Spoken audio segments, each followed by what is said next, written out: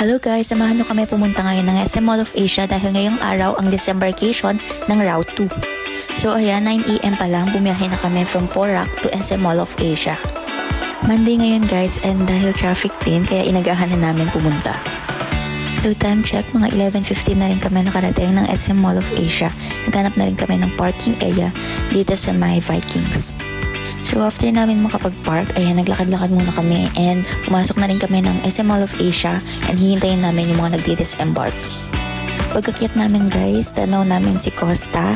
So nasa Evo Macbaga siya ngayon.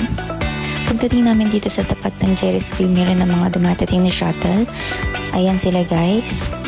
Kailangan pa nilang mag-U-turn bago sila makarating dito sa mismong tapat ng Jerry's Grill. And ayan na nga sila guys. Yan, dito na nila dinrap yung mga clients going to Evo Macbaga Super Terminal. Dito sinalubong din namin yung mga ibang clients namin na nag-disembark. After nyan guys, dito na kami nag-lunch and hihintay rin namin kasi yung embarkation for Route 3 since 5 PM pa ang start ng embarkation.